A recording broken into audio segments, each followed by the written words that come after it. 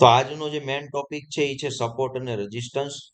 તમે યુટ્યુબમાં ઘણી જગ્યાએ જોયું હોય છે આ સપોર્ટ રેઝિસ્ટન્સ ઘણા મિત્રોને બનાવતા આવડતા હોય છે, પણ સપોર્ટ રેઝિસ્ટન્સ શું કામ બનાવવામાં આવે અથવા તો ન્યા જ શું કામ બનાવવામાં આવે, બીજે ક્યાંય કેમ નહીં, એના ઉપર આપણો આખો ટોપિક છે. માની લો કે આ લેવલે જ્યાં માર્ક કર્યું છે ત્યાં કોઈ સ્ટોકનો ભાવ 100 રૂપિયા ચાલે છે અને ધીમે ધીમે માર્કેટ ઉપર જાય છે, માની લો 112 આજુબાજુ, તો આ 100 થી 112 ક્યારે જશે, ઉપર જવાનું કારણ શું, કોણ કહેશે? ચાલો કોમેન્ટમાં જણાવો. હે 100 થી 112 કયું કારણ કે એમાં ડિમાન્ડ છે. એ સ્ટોકમાં કોઈ કે બાઇંગ કર્યું છે, ત્યાં ડિમાન્ડ છે, ડિમાન્ડને લીધે ધીમે ધીમે સ્ટોક ઉપર જાય છે 112 સુધી ગયો. હવે અમુક મિત્રોએ છે ને, માની લો કે તમે બધાએ આ શેર લીધો છે 100 રૂપિયાના ભાવે, હવે 100 વાળો 110 112 આજુબાજુ જાય ને એટલે પ્રોફિટ બુક કરવાની ઈચ્છા થાય કે ભાઈ 100 વાળો 110 112 ગયો, 10-12% રિટર્ન મળે છે, બુક કરી લેવાય. તો એવા લોકો જ્યારે પ્રોફિટ બુક કરે છે ત્યારે પોઝિશનમાંથી એક્ઝિટ લેતા છે. હે એક્ઝિટ લે છે મતલબ કે જે બાઇંગ કર્યું હતું 100 રૂપિયાના ભાવે, હવે 110 112 ના આજુબાજુના ભાવમાં સેલિંગ કરે છે, એટલે સપ્લાય જનરેટ થાય, એટલે માર્કેટ થોડુંક નીચે આવ્યું 110 આજુબાજુ. બાકીના લોકો હજી બેઠા છે કે ભાઈ 110 112 માં એમને સંતોષ નથી, કે થોડુંક વધારે સારું રિટર્ન મળે એવું લાગે છે, એટલે જેટલા લોકોને પ્રોફિટ બુક કરવો હતો એટલા લોકોએ પ્રોફિટ બુક કર્યો. પ્રોફિટ બુક કર્યો એટલે સપ્લાય જનરેટ થઈ, માર્કેટ થોડુંક નીચે આવ્યું. હવે કોઈ પ્રોફિટ બુક કરવા વાળા છે નહીં બજારમાં, તો ડિમાન્ડને લીધે ફરી પાછું બજાર ઉપર ગયું 120 આજુબાજુ.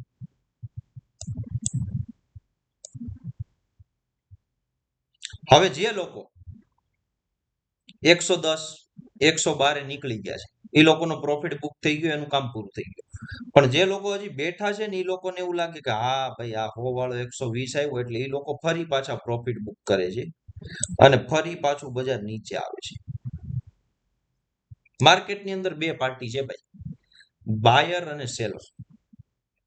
બાયર જો વધી જાય તો ડિમાન્ડ જનરેટ થાય, બજાર ઉપર જતું હોય, અને જો સેલર વધી જાય તો સપ્લાય જનરેટ થાય ને બજાર નીચે આવે.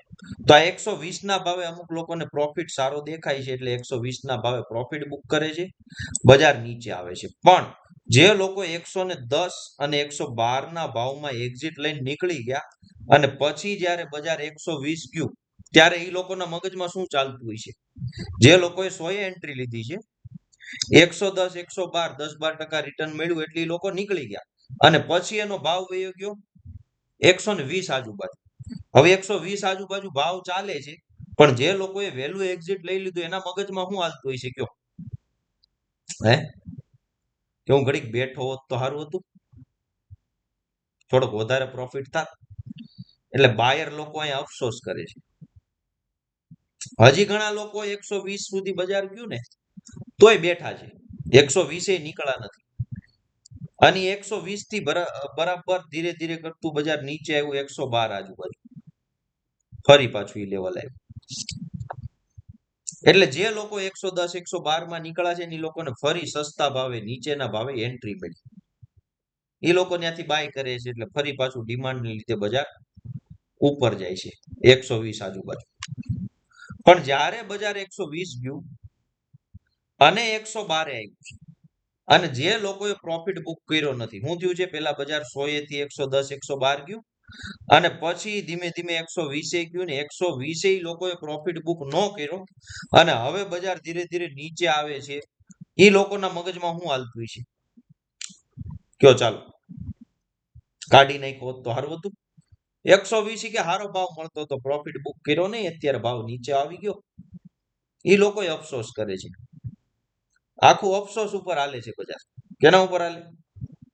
કે 110 112 એક્ઝિટ લઈ લીધું તો એ લોકો હું અફસોસ કરે છે, ઘડીક બેઠો હોત તો સારું હતું, 120 સુધી જાય. અને 120 ગયું ત્યારે જે લોકો નથી નીકળ્યા અને 112 બજાર આવ્યું ત્યારે બીજા લોકો અફસોસ કરે છે કે 120 નીકળી ગયો હોત તો સારું હતું, પ્રોફિટ સારો મળતો. જે લોકોએ ફરી પાછી સસ્તા ભાવે 112 એન્ટ્રી લીધી છે અથવા જે લોકો 120 નીકળ્યા નથી અને 112 આવ્યું ત્યારે અફસોસ કરતા હતા કે હું નીકળી ન શક્યો અને હવે ફરી પાછું 120 બજાર આવ્યું છે તો શું થશે કયો ચાલો જે લોકો 120 ગઈ વખતે પ્રોફિટ બુક નથી કરી શક્યા એ લોકો પ્રોફિટ બુક કરશે મોકો મળ્યો કે ભાઈ ગઈ વખતે હું રહી ગયો તો આ વખતે એક્ઝિટ લઈ લો અને જે લોકો 110 112 ના ભાવે નવી એન્ટ્રી ફરી પાછી લીધી હતી એ લોકો 120 નીકળવાનું કરશે શું કામ કેમ કે 120 ની ઉપર ભાવ ગયો નથી આની પહેલા 120 થી જ બજાર નીચે આવ્યું તો 112 આજુબાજુ એટલે ઈ લોકો પણ પ્રોફિટ બુક કરશે એટલે ડબલ પ્રોફિટ બુકિંગ આવ્યું એટલે ફરી પાછું બજાર નીચે આવ્યું 110 આજુબાજુ હવે સપ્લાય બંધ થઈ ગઈ 120 જે લોકોને પ્રોફિટ બુક કરવો હતો વચ્ચે કોઈને પ્રોફિટ બુક કરવો હતો એ લોકોએ પ્રોફિટ બુક કરી લીધો પ્રોફિટ બુક થઈ ગયો હવે જે લોકો બેઠા છે 100 થી બેઠા છે ને અમુક લોકો 112 નથી નીકળ્યા 120 નથી નીકળ્યા ફરી પાછું 120 ગયું ને તોય નથી નીકળ્યા એ લઈને બેઠા રહ્યા છે 110 થી ફરી પાછી ડિમાન્ડ આવી કે ભાઈ 112 થી અથવા 110 થી બજાર ઉપર જાય છે આનાથી સસ્તો આ શેર મળતો નથી કેમ કે 110 112 આજુબાજુ આવે ને ત્યાંથી જ રિવર્સ થઈ જાય એનાથી સસ્તો મળતો નથી એટલે ફરી પાછી 110 આજુબાજુ નવી એન્ટ્રી પડી નવા બાયરો આવ્યા અને ફરી પાછું 120 આજુબાજુ બજાર ગયું પણ મારે એ જાણવું છે કે બજાર 120 થી જ ફરી પાછું નીચે કેમ આવ્યું એ કોણ કે છે ચાલો કે બજાર 110 થી 120 ગયું એમાં કઈ નવાઈ નથી પણ 120 થી જ પાછું કેમ નીચે આવ્યું એનું કારણ એ ઉપર જઈ શકતું હતું ને હે કેમ કે લોકોના મગજમાં એક બીક ઊભી થઈ ગઈ છે કેવી બીક કે આ 120 ની ઉપર જાતું નથી 120 આજુબાજુ આવે ને બજાર એટલે ત્યાંથી સેલિંગ કે સપ્લાય આવે છે અને ત્યાંથી બજાર નીચે પડે છે એટલે ઈ બીકમાં જે લોકો અહીં 110 એન્ટ્રી લીધી છે અથવા તો જે લોકો 120 બે વાર બજાર ગયું પણ એક્ઝિટ ન લઈ શકા એને ત્રીજી વાર મોકો મળ્યો 120 એક્ઝિટ લેવાનો એટલે ફરી પાછા એ લોકો પ્રોફિટ બુકિંગ ચાલુ કર્યું અને ફરી પાછું બજાર નીચે આવ્યું 110 આજુબાજુ પણ 110 થી જ કેમ રિવર્સ થઈ ગયું અને ફરી પાછું ઉપર ગયું હે 110 થી જ કેમ નીચે નો ગયું વધારે 100 સુધી આવી શકતું હતું ને 110 થી જ કેમ રિવર્સ થયું કારણ કોણ કે છે હે કેમ કે હજી ઘણા લોકો અફસોસ કરે છે કેવા લોકો કે જે લોકો રાહ જોઈને બેઠા હતા કે ભાઈ બજાર 120 થી નીચે આવ્યું ને 110 સુધી ત્યારે અમુક લોકો રાહ જોઈને બેઠા હતા કે હજી થોડુંક નીચે આવે ને ત્યારે અમે એન્ટ્રી લેશું પણ થયું હું કે બજાર 100 સુધી આવ્યું જ નહીં એની પહેલા જ રિવર્સ થઈ ગયું ને એ લોકોને એન્ટ્રી ન મળી એટલે એ લોકો અફસોસ કરતા હતા કે હારું ભાઈ હું 110 બેહી ગયો હોત તોય હારું હતું એ લોકો એન્ટ્રી ચૂકી ગયા એ લોકોને ફરી પાછો એક મોકો મળ્યો 110 ના ભાવે એન્ટ્રી લેવાનો જે લોકો ચૂકી ગયા હતા અફસોસ કરતા હતા અને ફરી પાછું બજાર 110 થી 120 તો 120 થી બજાર નીચે આવવું જોઈએ ને પાછું હે એ નીચેનું આવ્યું ને ઉપર વહી ગયું 130 સુધી કારણ કોણ કે છે જો અગાઉ 3 વાર બજાર 120 થી નીચે આવતું રહ્યું પ્રોફિટ બુકિંગ આવ્યું કે સેલિંગ આવ્યું પણ ચોથી વખત બજાર 120 થી નીચે આવતું નથી અને ઉપર જતું રહ્યું 130 કારણ હે ડિમાન્ડ વધારે છે ઓપરેટરની ગેમ છે રેઝિસ્ટન્સ તૂટી ગયો રેઝિસ્ટન્સ બ્રેક થઈ ગયો આ કોઈ કારણ નથી સાંભળો માર્કેટની અંદર અલગ અલગ પ્રકારના ટ્રેડરો અને ઇન્વેસ્ટરો હોય ચાલો થોડીક વાર કોમેન્ટ બનાવી ધ્યાન આપજો કે આવું શું કામ થાય કારણો આપું તમને ચાર્ટ ઉપર કે સૌથી પહેલા જેને 100 એન્ટ્રી લીધી અને 110 112 આજુબાજુ નીકળી ગયા એ લોકો કોણ હતા કે ટૂંકા ગાળાના રોકાણકારો હતા અઠવાડિયા 15 દિવસ વધીને મહિનો દિવસમાં એ લોકોને પોઝિશનમાં કામ કરવું હતું વધારે લાંબા ગાળાના રોકાણકારો હતા ને એ લોકો 110 આજુબાજુ નીકળી ગયા પછી 2-4 મહિના હોલ્ડિંગ વાળા હતા એ બધા 120 આજુબાજુ નીકળ્યા પછી 6 મહિના વર્ષ દિવસ વાળા રોકાણ વાળા હતા એ લોકો 120 આજુબાજુ નીકળી ગયા એટલે જેટલા લોકોને આમાં પ્રોફિટ બુક કરવો તો ની બધાને મોકો મળ્યો. ક્યારે ક્યારે તો કે 110 112 આજુબાજુ 120 આજુબાજુ 3 વખત એ લોકોનો મોકો મળ્યો ને એ લોકોએ પ્રોફિટ બુક કર્યો છે. પણ હવે જે લોકો આ શેર કે આ સ્ટોકમાં બેઠા છે ને એ લોકો કોણ છે ખબર? એ લોંગ ટર્મ ઇન્વેસ્ટર છે. એ લોકોને આ 100 વાળો 110 જાય તોય નથી વેચવું, 120 ગયો તોય નથી વેચવું અને 120 જાય તોય નથી વેચવું. એ લોકો લોંગ ટર્મ ખેલાડીઓ છે. ઘણા લોકો હોય ને કે અમુક શેર 5 10 વર્ષ સુધી મૂકી રાખે પોર્ટફોલિયોમાં, આ ઈ લોકો છે. મતલબ કે પ્રોફિટ બુક કરવો તો ને લોકોને દરેક વખતે મોકો મળ્યો છે અને લોકોએ પ્રોફિટ બુક કરી લીધો. હવે કોઈ એવું વધ્યું નથી કે જેને પ્રોફિટ બુક કરવાની ઈચ્છા થાય. હવે તો હોલ્ડિંગ વાળા છે અને હવે અહીંયા કોઈ પ્રોફિટ બુકિંગ નથી તો કોઈ સપ્લાય નથી અને કોઈ સપ્લાય નથી તો ડિમાન્ડ તો હતી જ એટલે બજાર ઉપર ગયું 130 સુધી. જે લોકોએ 110 આજુબાજુ એન્ટ્રી લીધી અથવા તો 120 આજુબાજુ એન્ટ્રી લીધી એ લોકોને જ્યારે બજાર 130 આજુબાજુ ગયું, જેમ 110 થી 120 ગયું તેમ ત્યારે જે લોકો પ્રોફિટ બુક કરવા વાળા હતા સેમ 120 થી 130 ગયું ને એટલે બીજા લોકો પ્રોફિટ બુક કરતા હતા એટલે ફરી પાછું બજાર 120 આજુબાજુ પણ બજાર 120 થી ફરી પાછું ઉપર નીકળી ગયું. તો 120 થી જ કેમ રિવર્સ થઈ ગયું બજાર? કોણ કહેશે? એનું કારણ કોણ આપશે? ચાલો કે બજાર 130 થી નીચે આવ્યું એ સમજમાં આવ્યું કે ભાઈ પ્રોફિટ બુકિંગ છે, નીચે જે લોકો એન્ટ્રી લઈને બેઠા હતા એ બધા પ્રોફિટમાં ચાલે છે, એ પ્રોફિટ બુક કરે છે, એ લોકો એક્ઝિટ કરે છે, એને લીધે સપ્લાય આવે છે, બજાર 130 થી નીચે આવે છે પણ નીચે 120 સુધી જ આવ્યું, એનાથી વધારે નીચે નથી આવ્યું.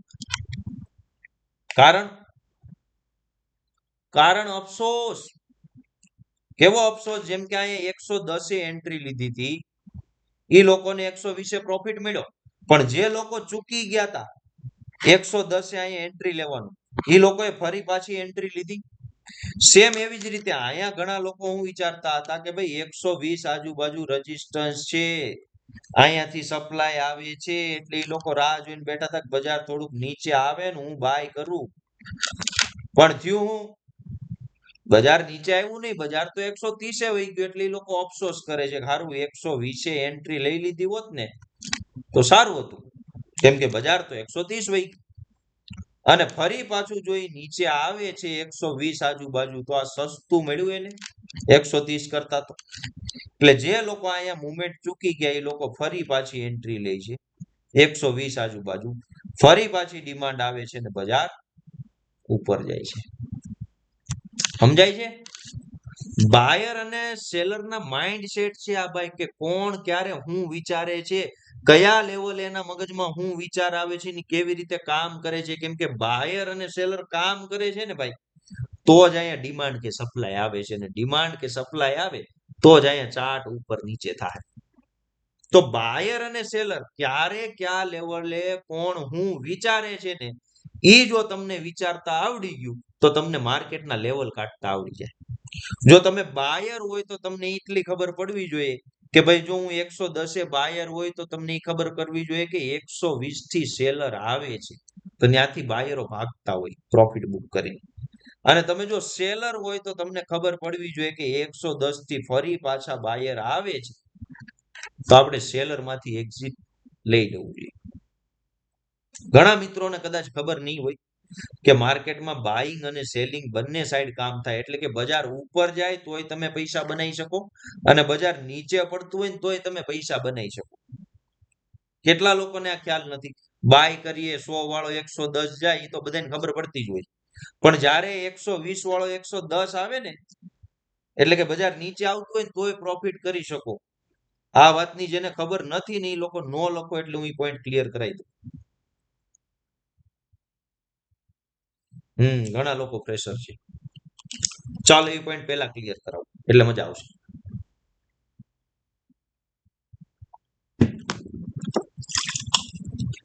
પાણી પી લો ભાઈ, નગર પાછા કેવો કેલા ભાઈ અવાજ નથી આવતો.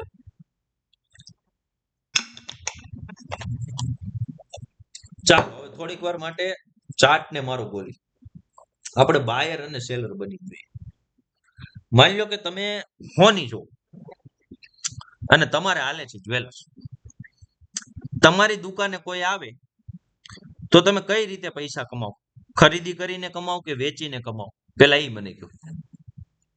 હે, તમારી દુકાને કોઈ આવે ગ્રાહક તો એની પાસેથી કઈક ખરીદી કરીને તમે પૈસા કમાવો છો કે એને કઈક વેચીને પૈસા કમાવો છો? વેચીને કમાવો ને. ઓકે, તો સેમ ઈ જ કન્ડિશન છે કે તમે સોની છો, સોનું તમે કોઈને 1,00,000 રૂપિયાનું એક તોલું વેચ્યું, કેટલાનું? તમે સેલર છો, વેચ્યું કેટલાનું? 1,00,000 રૂપિયાનું. થોડાક સમય પછી સોનાનો ભાવ ઘટ્યો, 90,000 રૂપિયા થઈ ગયો, અને ઈ જ હોનું તમે એની પાસેથી પાછું ખરીદ્યું. પેલા તમે શું કર્યું? સેલ કર્યું. અને પછી તમે શું કર્યું? બાય કર્યું. તો તમને નફો થશે કે નુકસાન, અને કેટલું? કયો ચાલો. નફો થશે 10,000 નો. શું કામ? કેમ કે તમે પેલા વેચ્યું છે. કેટલામાં વેચ્યું? 1,00,000 રૂપિયામાં. અને ઈને હોનું પાછું કેટલામાં ખરીદ્યું? 90,000 માં. તો તમે વેચીને પૈસા કમાણા. સેમ શેર બજારમાં એવું છે કે જ્યારે તમને એમ લાગે કે 120 બજાર ગયું ને અહીંથી પડે એમ છે, તો અહીંયાથી તમે એને સેલ કરી શકો. અને જ્યારે તમને એમ લાગે કે 120 વાળો 110 આવ્યો એટલે સસ્તામાં પાછું ખરીદી, બાય કરી, પોઝિશન એક્ઝિટ કરી અને નફો કમાઈ શકો. ક્લિયર છે? સેલ સાઇડ પોઝિશન શું છે માર્કેટમાં? હે, બાય અને સેલ બે બાજુ કામ કરીને તમે કમાઈ શકો છો. પણ કોઈ સ્ટોકની અંદર તમે જ્યારે કોઈ બાય કરો ને, કોઈ સ્ટોકને તમે બાય કરો ને, તો બાઇંગ કર્યા પછી તમારે જ્યાં સુધી એને હોલ્ડ કરવો હોય, માની લો કે આજના દિવસ માટે કરવો છે કે આજીવન માટે કરવો છે, બાઇંગ સાઇડ તમે એને હોલ્ડ કરી શકો. પણ જ્યારે તમે કોઈ સ્ટોકને સેલ કરો છો ને, તો એ ખાલી ને ખાલી ઇન્ટ્રાડેમાં સેલ થશે. શેમાં? ઇન્ટ્રાડેમાં. ઇન્ટ્રાડે એટલે હું કે તમે આજે વેચો છે ને, તો આજને આજ પાછી પોઝિશન કાપી નાખવી પડશે, એક્ઝિટ કરવી પડશે, સ્ક્વેર ઓફ કરવી પડશે. શું કામ? કેમ કે જે સ્ટોક તમારી પાસે છે જ નહીં એને તમે વેચી ન શકો. વેચે કોણ? પોતાનો માલ હોય, પ્રોપર્ટી હોય પોતાની, એને આપણે વેચી શકીએ. હવે આપણી પાસે તો પ્રોપર્ટી જ નથી, મતલબ કે આપણી પાસે શેર છે જ નહીં, તો આપણે શેર સેલ કરીએ ક્યાંથી આવશે? તો આપણા બ્રોકર પાસેથી. કોની પાસેથી? આપણે બ્રોકરને કહેવાનું ભાઈ 120 ના ભાવે આ રિલાયન્સ ને વેચવાનો છે. તો આપણી પાસે શેર નથી, પણ બ્રોકર પાસે પડ્યા હોય. ઈ કોના પડ્યા હોય? તમારી મારી જેવાના હોલ્ડ પડ્યા હોય, એના પડ્યા છે. અને એ શેર સેલ કરી દીધા, આપણે બ્રોકરે આપણને સેલ કરવા દીધા. પણ હાંજ થાય એટલે કે માર્કેટ બંધ થાય ની પહેલા એને શેર પાછા જમા કરાવવા પડશે. શું કામ? કેમ કે શેર આપણા નથી, આપણે આનો વહીવટ કર્યો, ખાલી ટ્રેડિંગ કર્યું, વેપાર કર્યો કહેવાય. તો ઇક્વિટીની અંદર એટલે કે સ્ટોકની અંદર તમે બાઇંગ સાઇડ કોઈ પણ પોઝિશન બનાવો છો, તો એ તમારે જ્યાં સુધી હોલ્ડ કરવી હોય ત્યાં સુધી કરી શકો. પણ સેલિંગ સાઇડ શું થાય? ખાલી ને ખાલી ઇન્ટ્રાડે. ઓકે, તો માર્કેટની અંદર બાઇંગ અને સેલિંગ બંને સાઇડ એન્ટ્રી બને છે. ફરી પાછા આપણે પોઈન્ટ ઉપર આવી જાય કે 110 વાળો 120 ગયો, 120 થી નીચે આવવો જોઈએ, પણ એ નીચે આવવાની જગ્યાએ ઉપર જતો રહ્યો. શું કામ ઉપર જતો રહ્યો 130 સુધી? કેમ કે જેટલા લોકોને 120 ના ભાવે એક્ઝિટ લેવું હતું, પ્રોફિટ બુક કરવો હતો, એટલા લોકોએ કરી લીધો. હવે આમાં જે લોકો બેઠા છે એ લાંબા ગાળાના રોકાણકારો છે, અને હવે કોઈ માલ વેચવા માંગતા નથી. એટલે કે સપ્લાય નથી, તો ડિમાન્ડને લીધે ફરી પાછું બજાર ઉપર જતું રહ્યું. પણ ઉપર જઈ 130 થી નીચે 120 આવ્યું, અને ત્યાંથી જ શું કામ બાયર આવ્યા? કેમ કે અગાઉ જે લોકો વિચારતા હતા કે 120 થી બજાર નીચે પડશે, અને બજાર નથી પડ્યું નીચે, એ લોકોને એન્ટ્રી મળી નથી 130 સુધી જાતી વખતે, એટલે એ લોકોને 120 ફરી પાછો મોકો મળ્યો. માની લો કે જો 120 ના ભાવે બાયર આવતા નથી, ડિમાન્ડ આવતી નથી, તો 120 ની નીચે કયો ભાવ એવો છે કે જ્યાંથી ફરી પાછા બાયર કે ડિમાન્ડ આવી શકે? નાખો કોમેન્ટમાં. 120 જો બાયર નથી આવતા, તો કયું લેવલ કે ભાવ એવો છે કે જ્યાંથી બાયર ને આવવાના ચાન્સ છે? 110. હું કામ? કેમ કે આનાથી સસ્તો મળતો નથી. માની લો 110 બાયર નથી આવતા, તો કયો ભાવ એવો છે કે જ્યાંથી બાયર આવી શકે? ₹100 વાળો ભાવ. ખ્યાલ આવ્યો? આ લેવલ છે માર્કેટના. આ જે સપોર્ટ રેઝિસ્ટન્સ છે ને એ ખાલી હોરિઝોન્ટલ લાઈન નથી, એની અંદર બાયર અને સેલરના માઇન્ડસેટની ગેમ છે કે જો અહીંયાથી બાયર નથી આવતા તો ક્યાંથી આવી શકે, એ સવાલ તમારા મગજમાં આવશે તો તમને લેવલ ધ્યાનમાં આવશે. તો જે લેવલેથી બાયરોને આવવાનો ચાન્સ છે અથવા જે લેવલથી ડિમાન્ડ જનરેટ થવાના ચાન્સ છે એ લેવલને આપણે સપોર્ટ તરીકે ઓળખીએ છીએ. અને જે લેવલથી સેલરો કે સપ્લાય આવવાના ચાન્સ છે એ લેવલને આપણે રેઝિસ્ટન્સ તરીકે ઓળખીએ. ખ્યાલ આવ્યો? સપોર્ટ રેઝિસ્ટન્સ શું છે કે હિસ્ટ્રીમાં પાસ્ટમાં અગાઉ ક્યાંકથી બાયર કે સેલર આવ્યા છે અને ફરી પાછા ત્યાંથી આવી શકે તો એવા લેવલને આપણે સપોર્ટ કે રેઝિસ્ટન્સ તરીકે ઓળખીએ. ક્લિયર છે? સપોર્ટ રેઝિસ્ટન્સ શું છે, કયા લેવલે સપોર્ટ રેઝિસ્ટન્સ બનતા હોય, આઈડિયા આવે છે હવે?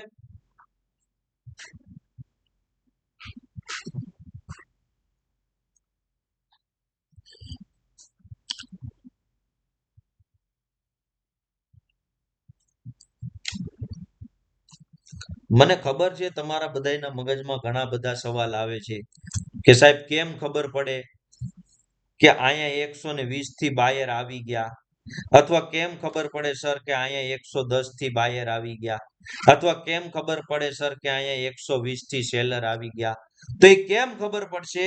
તો એ જેમ જેમ ક્લાસ આગળ વધશે એમ એમ ખબર પડશે.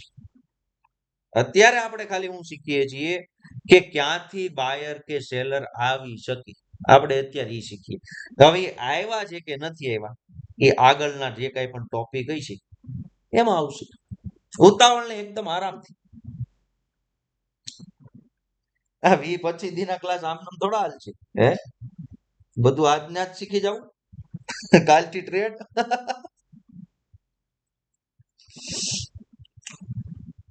ધીમે ધીમે લાઈવમાં જોઈએ તમ તારું ઉત્તમભાઈ. ધીરજ રાખો, હજી તો લેસન આવશે. હું લાઈવમાં બતાવીશ ને તમારે લાઈવમાં દોરીને બતાવવા પડશે મને.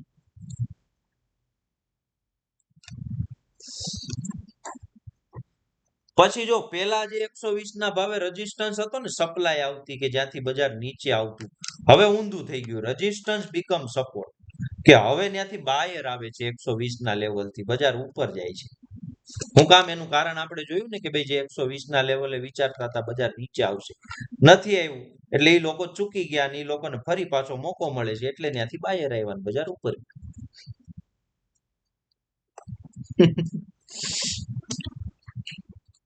તો એને કહેવાય રેઝિસ્ટન્સ બીકમ સપોર્ટ.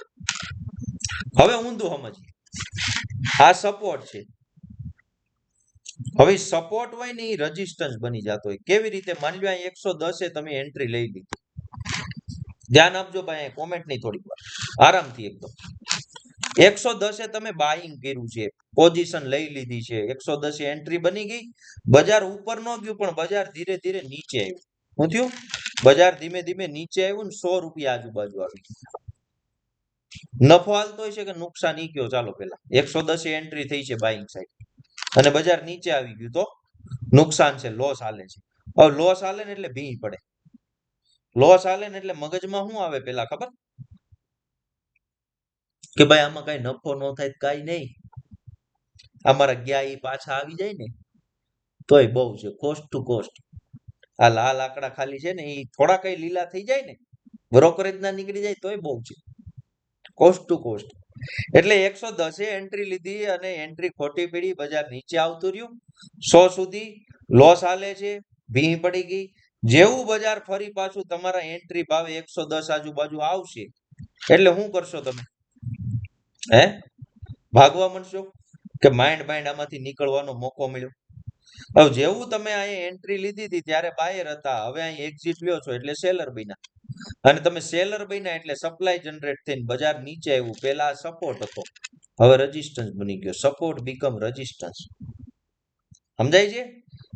આ બધું યુટ્યુબમાં આવતું હોય ને કે સપોર્ટ બીકમ રેઝિસ્ટન્સ બની શકે ને રેઝિસ્ટન્સ બીકમ સપોર્ટ બની શકે ને એ બધા પાછળના કારણો આવા કંઈક છે.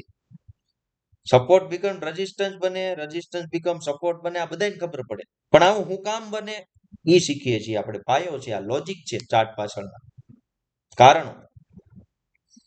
તો ક્લિયર છે ચાર્ટ ઉપરની આખી મુવમેન્ટ ઓફ બાયર અને સેલર કેવી રીતે ક્યાંથી એન્ટ્રી એક્ઝિટ કરતા હોય અથવા ક્યાંથી બાયર કે સેલર આવે છે એ લેવલે આપણે સપોર્ટ રેઝિસ્ટન્સ કેવી રીતે નક્કી કરવા.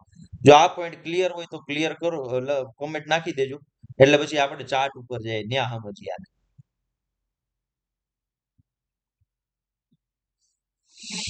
ઓકે, ચાલો એકાદ સ્ટોક નું નામ કોમેન્ટ કરજો, આપણે સ્ટોક નું ચાર્ટ ઓપન કરી દઈશું અહીંયા. ઈ સ્ટોક માં સમજશું આપણે.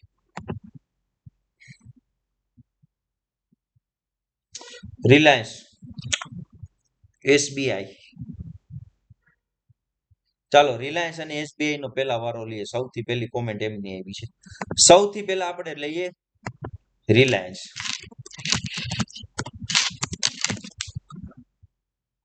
ચાલો મજાની કેમ છે ભાઈ, સપોર્ટ રેઝિસ્ટન્સ ને ધ્યાન આપજો, મજા જ આવી જાય. આ હું 1 ડે ટાઈમ ફ્રેમ સિલેક્ટ કરું છું. અત્યારે રિલાયન્સ નો ભાવ લગભગ 1400 રૂપિયા આજુબાજુ ચાલે છે. ઓકે,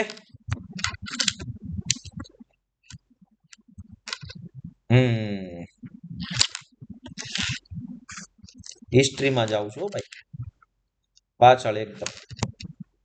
ચાલો, આટલો ચાર્ટ બધાને દેખાતો હોય છે. અહીંયા રિલાયન્સ ટોપ ઉપર જ્યાંથી પડ્યો તો ત્યાં હું ડાબી બાજુ ટ્રેન્ડ લાઈન વાળું જે ટૂલ છે ત્યાં સિલેક્ટ કરું છું ને ત્યાંથી હોરિઝોન્ટલ લાઈન સિલેક્ટ કરું છું.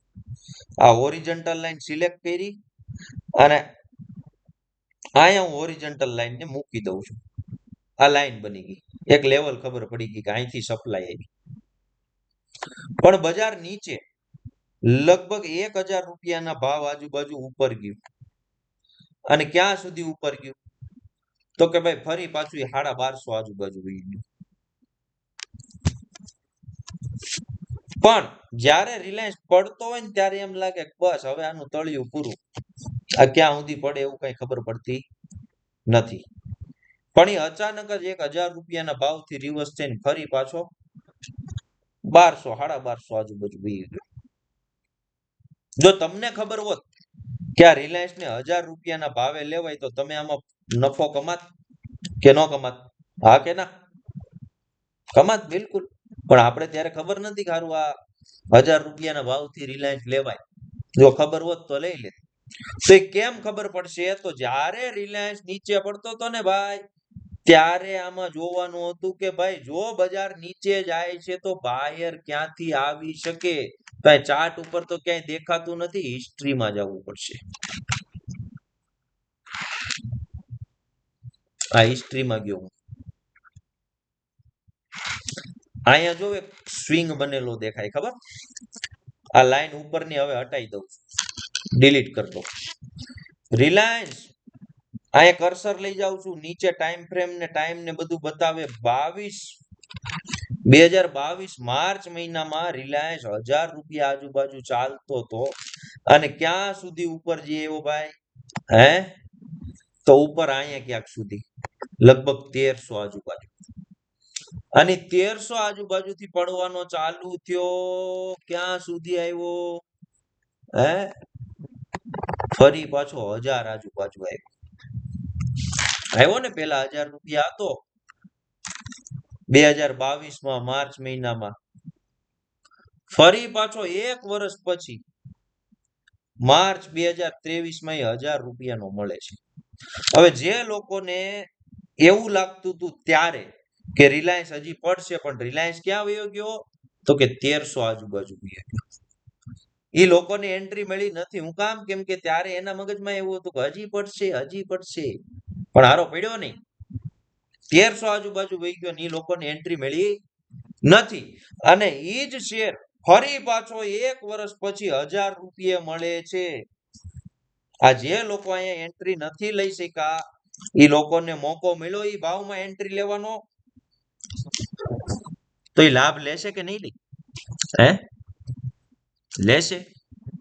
હવે સમજાય છે કે 1000 રૂપિયાના ભાવ આજુબાજુથી શું કામ બજાર ઉપર ગયું અને ક્યાં સુધી ઉપર ગયું તો કે 1300 આજુબાજુ સુધી ઉપર ગયું. તો જે લોકોએ અહીંયા 1000 રૂપિયાના ભાવેથી એન્ટ્રી લીધી હતી ઈ લોકોને અહીંયા 1300 આજુબાજુ એ બજાર ગયું ત્યારે ભી પડે. હું કામ ભી પડે? કેમ કે આ હારો 1300 ઉપર તો જાતો દેખાતો નથી અને જો 1000 થી 1300 જાય છે તો એક વાર ઈ લોકો પ્રોફિટ બુક કરશે કે નહીં કરે?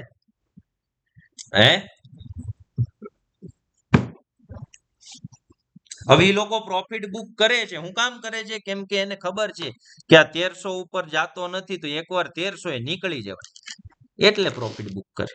નકર આવ્યા હોય ઈ હોતા વૈયા જાય. એટલે એ લોકોએ પ્રોફિટ બુક કર્યું, એક્ઝિટ કર્યું, સપ્લાય જનરેટ થઈ, બજાર નીચે આવ્યું 1150 આજુબાજુ. ખ્યાલ આવ્યો? આખી મુવમેન્ટ કેવી રીતે જનરેટ થાય છે? ક્યાંક ને ક્યાંક કોક ને કોક મોકો જોઈને બેઠા છે.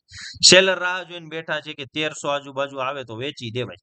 બાયર રાહ જોઈને બેઠા છે કે 1000 આજુબાજુ આવે ને તો લઈ લેવાય. આપણે નથી ખબર કે લઈ લેવાય. હું કામ? કેમ કે આપણે સપોર્ટ રેઝિસ્ટન્સ ક્યાં કેમ દોરવા એ નથી ખબર. આપણે નથી ખબર કે ડિમાન્ડ કે સપ્લાય શું છે. ચાર્ટ ઉપર એને કેવી રીતે ઓળખવું. આવશે આવશે ભાઈ, ટોપિક આવશે મારા વાલા. એક વર્ષ સુધી ધીરજ ન હોય તો ધીરજ આવશે.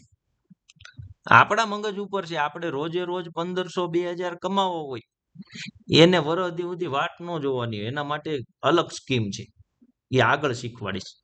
વર્ષ સુધી વાટ ન જોવી હોય ને એને સમજાણું? અત્યારે ચાર્ટ સમજો કે આ ડિમાન્ડ અને સપ્લાય હું કામ જનરેટ થાય છે, એની પાછળના કારણો શું છે. તો સેમ આજ એફઆઈઆઈ ડીઆઈઆઈ ગઈકાલ વાળો ટોપિક યાદ છે કે આપણને કેમ ખબર પડે કે કોઈ શેર ને 100 રૂપિયે ખરીદી લેવાય કે કોઈ શેર ને 150 રૂપિયે વેચી દેવાય? એ કેમ ખબર પડે? તો કે હિસ્ટ્રીમાં જે કાંઈ પણ ચાર્ટ બન્યા છે ને એ ચાર્ટ ઉપરથી એક અંદાજો આવે. સમજાય છે? Support resistance, demand supply. જો ફરી પાછા શુભમભાઈ સવાલ કર્યો, જીગાભાઈ આપણે કેમ ખબર પડે કે અહીંયા 1000 થી જ બાયર આવી ગયા?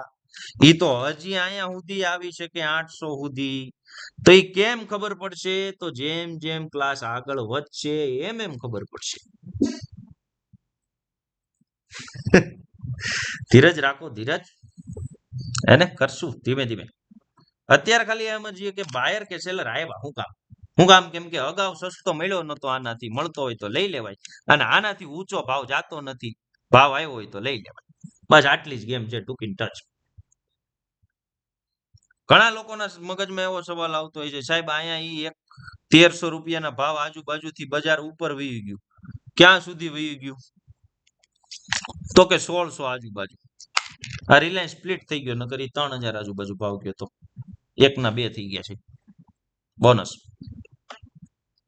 એ ફરી પાછો નીચે આવતો રહ્યો. 1500 આજુબાજુ ભાવ રોકાઈ ગયો તો જો અહીંયા દેખાય તમને. પછી એક સ્પાઇક મારી ફરી પાછો નીચે આવ્યો. તો જે લોકોએ 1000 લીધો છે ભાઈ, સાયકોલોજીકલ લેવલ, સપોર્ટ અને રેઝિસ્ટન્સ, જ્યારે માર્કેટ ઓલ ટાઈમ હાઈ ઉપર હાલતું હોય ત્યારે ઉપરની બાજુ કોઈ રેઝિસ્ટન્સ હોતા નથી. અને જ્યારે ઉપરની બાજુ કોઈ રેઝિસ્ટન્સ હોતા નથી ને ત્યારે સાયકોલોજીકલ લેવલ જે છે એ કામ કરે રેઝિસ્ટન્સ તરીકે. કેવી રીતે? જેવી રીતે 100 રૂપિયે કોઈ પ્રોડક્ટ લીધી છે, કોઈ શેર લીધો છે, 150 જાય એટલે આપણને ખુજલી હાલે કે હારો 100 વાળો 150 થઈ ગયો, હવે એકવાર નફો બુક કરી લેવાય. 150 વાળો 200 જાય એટલે એમ થાય એકવાર નફો બુક કરી લેવાય. 1000 વાળો 1500 જાય એટલે એકવાર બધાયને એમ થાય કે નફો બુક કરી લેવાય. તો આ સાયકોલોજીકલ લેવલ છે, રાઉન્ડ ફિગર લેવલ. જેમ કે નિફ્ટી 50, બેંક નિફ્ટીમાં રાઉન્ડ ફિગર લેવલ આવે ને, જેમ કે હમણાં નિફ્ટી 25000 આજુબાજુ આવે તો કેમ ત્યાંથી રિવર્સ થાય છે? કેમ કે સાયકોલોજીકલ લેવલ છે. ત્યાં લોકોના મગજમાં એવું થઈ ગયું છે કે અહીંયાથી લેવાય કે અહીંયાથી વેચાય. એ આંકડો એવો છે મગજમાં ખૂતે એવો. સમજાણું? એટલે જ્યારે જ્યારે ઓલ ટાઈમ હાઈ ઉપર ચાલતું હોય અથવા ઓલ ટાઈમ લો ઉપર ચાલતું હોય ત્યારે એના રાઉન્ડ ફિગર લેવલ છે ને ત્યાંથી ડિમાન્ડ કે સપ્લાય જનરેટ થવાના ચાન્સ હોય છે. એટલે ત્યાં કાયમિક માટે સપોર્ટ કે રેઝિસ્ટન્સ બનેલા છે એવું સમજવાનું, કેમ કે સાયકોલોજીકલ લેવલ છે. હવે માની લો, આ ધ્યાન આપજો ભાઈ, થોડીક વાર મજા આવશે.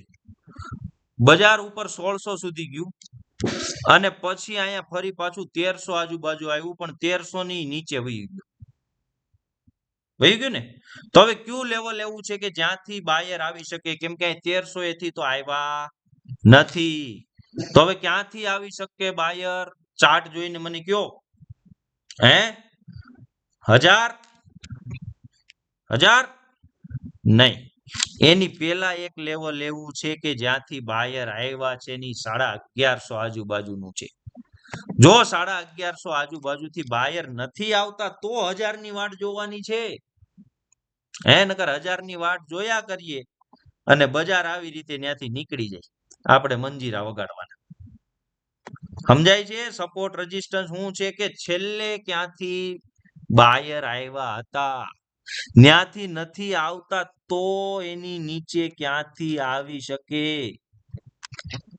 ફરી પાછા અહીંયાથી બાયર આવ્યા, ફરી પાછી સપ્લાય જનરેટ થાય છે. ક્યાંથી થાય છે? તો કે અગાઉ જ્યાંથી થઈ હતી ત્યાંથી. સમજાય છે આખો ખેલ ચાર્ટ નો? બાયર અને સેલર તમને કેવા નહીં આવે, ફોન નહીં કરે કે આને 1150 આજુબાજુ મળે તો લઈ લેજો, નહીં. ઈ જોહે કે અહીંયા ગઈ વખતે એવું મગજમાં હતું કે 1300 થી પડે છે રિલાયન્સ અને 1000 સુધી આવશે. 1000 ની વાટ જોતા રહ્યા, પણ રિલાયન્સ 1150 થી જ રિવર્સ થઈ ગયો, ચૂકી ગયા મુવમેન્ટ. અફસોસ કરે છે. ફરી પાછો મોકો મળે તો એ થોડા મૂકશે, જેમ 1000 નતો મૂક્યો એમ 1150 મૂકતા નથી. સમજાય છે ખેલ આખો? આ જો ઉમંગભાઈ ને સમજાણો કે 5 વર્ષ પછી સમજાણો સપોર્ટ રેઝિસ્ટન્સ શું છે.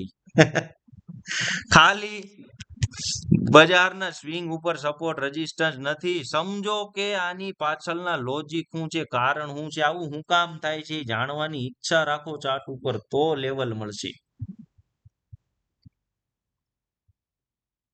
ક્લિયર છે સપોર્ટ રેઝિસ્ટન્સ કેવી રીતે કામ કરે?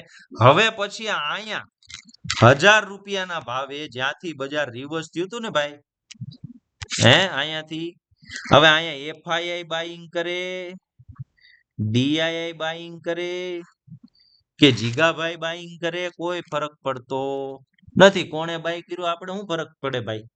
આપણે તો એનાથી ફરક પડે કે અહીંયાથી ડિમાન્ડ કે બાયર આવ્યા છે કે નથી.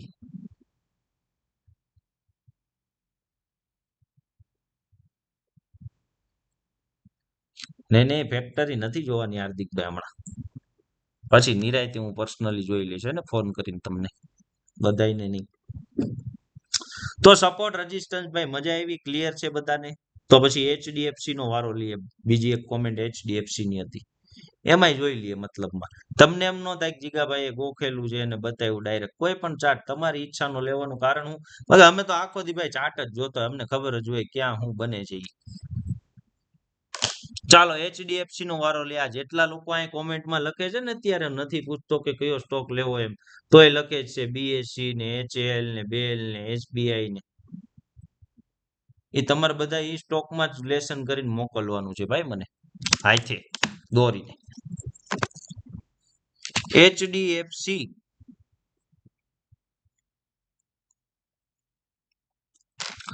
આ એચડીએફસી નો 1 ડે ટાઈમ ફ્રેમ નો ચાર્ટ છે. આ ચાર્ટમાં થોડીક હિસ્ટ્રી જોઈએ છીએ આપણે. આ એક લેવલ સામે આવશે નીકળીને, જો કેન્ડલો બહુ ઝીણી થઈ જાય છે એટલે ટાઈમ ફ્રેમ વીકલી કરી દઉં છું ભાઈ, અઠવાડિયાની ટાઈમ ફ્રેમ. એક કેન્ડલ ને બનતા અઠવાડિયું લાગે. અને લેવલ અહીંયા છે, જો માર્ક કરી દઉં કે જ્યારે જ્યારે બજાર અહીંયા જાય છે ને ભાઈ, કયો ભાવ છે? તો કે 1700 આજુબાજુનો ભાવ છે. ત્યારે ત્યારે કોણ આવે છે? સેલર. બાયર ક્યાંથી આવે છે? તો કે આ લેવલ આજુબાજુથી. ક્યાંથી બાયર કે સેલર આવી શકે એ ગેમ છે. હવે બજાર ઉપર નીકળી ગયું છે ભાઈ, આને ઘડીક વાર માટે ભૂઈ નાખું એટલે હરખું દેખાય. અત્યારે બજાર 1700 થી વયું ગયું છે 2000 આજુબાજુ. ક્યાં વયું ગયું છે? 2000 આજુબાજુ. હવે આને 2000 આવી ગયો છે, હવે ક્યાં ભાવે મળે ને તો લેવાય, એ તમારે મને કહેવાનું છે, તો મને ખબર પડે કે તમને સપોર્ટ રેઝિસ્ટન્સ સમજમાં આવે છે. હે 1700 આજુબાજુ. શું કામ 1700 આજુબાજુ? રેઝિસ્ટન્સ બીકમ સપોર્ટ, કે જે લોકો વિચારતા હતા 1700 થી આ HDFC પડશે, એ 2000 વહી ગયો. એ લોકોને મોકો નથી મળ્યો એન્ટ્રી લેવાનો, એટલે ફરી પાછો એ લોકોને એક મોકો મળશે. ક્યારે? જ્યારે 1700 આવશે ત્યારે. અને 1700 એ જો બાયર આવે તો ફરી પાછું બજાર 2000 આજુબાજુ જાતું જોવા મળી શકે. તો હવે તમને આ ચાર્ટ ઉપર ખબર પડવી જોઈએ. બીજું કે આપણે જે આ હોરિઝોન્ટલ લાઈન દોરીએ છીએ ને, સપોર્ટ કે રેઝિસ્ટન્સ, આ હું કામ દોરીએ એ હું તમને આજે કહું. અત્યારે માની લો આ ચાર્ટ જોઈએ છે આપણે આટલો, આને હું લઈ જાઉં છું 1 ડે ની ટાઈમ ફ્રેમમાં. અત્યારે આપણે આટલો ચાર્ટ જોઈએ છે, આમાં ક્યાંય સપોર્ટ રેઝિસ્ટન્સ દોરેલા નથી. તો આપણને કેમ ખબર પડશે કે આને 1700 એ લેવાય, 1800 એ લેવાય, 1900 એ લેવાય? આપણે ખબર પડતી નથી. હું કામ? કેમ કે આપણી પાસે જૂનો ચાર્ટ નથી. અથવા માની લો કે આપણી પાસે જૂનો ચાર્ટ થોડોક દેખાતો હતો ને આપણે ખબર પડી કે 1700 એ લેવાય, પણ માની લો 1700 એ બાયર નથી આવતા, તો ક્યાંથી લેવાય? તો એના માટે હિસ્ટ્રીમાં જવું પડે. હવે રોજ આપણે કઈ બધા સ્ટોકના લેવલ તો યાદ નથી રાખવાના કે આને 1700 એ લેવાય કે આને 1500 એ લેવાય. તો આપણે શું કરીએ? એક હોરિઝોન્ટલ લાઈન દોરીને મૂકી દઈએ ત્યાં, કે ભાઈ ભાવ યાદ નથી, પણ આ લાઈન ક્યાંક ચાર્ટ ઉપર આડી આવશે ને ત્યારે આ લાઈન આપણને કે ભાઈ અહીંયા જરાક જોતો, અહીંયા તે કંઈક દોર્યું છે, મતલબ અહીંયા કંઈક ડિમાન્ડ કે સપ્લાય છે. ટૂંકમાં સપોર્ટ કે રેઝિસ્ટન્સ આપણે શું કામ દોરીએ? કેમ કે આપણને ભાવ યાદ નથી રહેતા. એ ભાવને માર્ક કરવા હાટું થઈને આપણે હોરિઝોન્ટલ લાઈન દોરીએ, નહીં કે બજાર સપોર્ટ રેઝિસ્ટન્સ ઉપર ચાલે. આપણી યાદી માતે છે કે કયા લેવલે બાયર કે સેલર આવી શકે. લેવલ ચાર્ટ ઉપર દેખાતા નથી. આ કોમ્પ્યુટરની સ્ક્રીન છે, લેપટોપની, મોબાઈલની સ્ક્રીન હોય તો હસોડું ન દેખાય કે ક્યાંથી બાયર સેલર આવી, નથી દેખાતું. આપણા ધ્યાનમાં ભાવ નથી આવતા, એટલા માટે આપણે હોરિઝોન્ટલ લાઈન દોરીએ. અને હોરિઝોન્ટલ લાઈન જે છે એને આપણે સપોર્ટ કે રેઝિસ્ટન્સ તરીકે ઓળખીએ.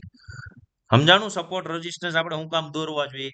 આપણને હિસ્ટ્રીમાં ચાર્ટના સ્વિંગ અથવા તો બાયર કે સેલરના જે ડિમાન્ડ કે સપ્લાય લેવલ છે એ નથી દેખાતા, એટલે દોરવું પડે. હામાં જ દેખાતા હોય તો દોરવાની ક્યાં જરૂરત છે? આમાં તો દેખાય છે. ચાલો આજનો નિફ્ટીનો ચાર્ટ ઓપન કરીએ એકવાર, આ મારા તરફથી ફ્રીમાં. હવે તમારા કોઈના સજેશન નથી લેતો.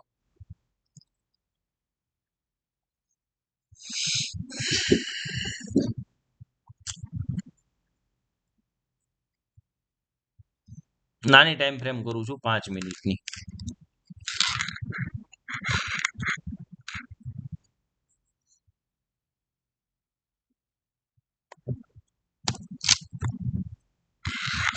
હું કઈ બોલીશ નહીં, ખાલી ધ્યાન આપજો. અહીંયા દોરું ને એના ઉપર ફોકસ રાખજો.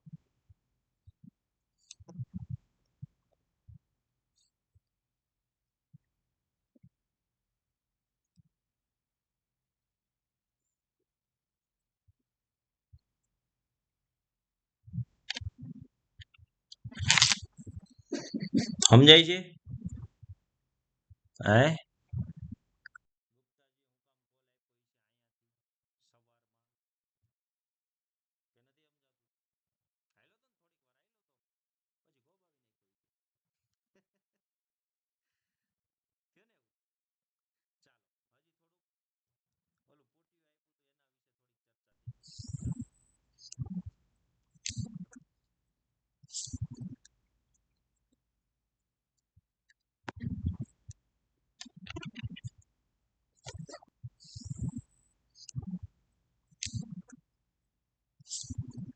સમજાય છે? હે કે નહીં? એડવાન્સ લેવલ, પણ એમાં કેલ્ક્યુલેશન આવે ઘણું બધું. એ જેમ જેમ ક્લાસ આગળ ચાલશે એમ શીખશું. તો અહીંયા સપોર્ટ અને રેઝિસ્ટન્સ બધાને વ્યવસ્થિત સમજાણા હોય એવું હું માની લઉં છું.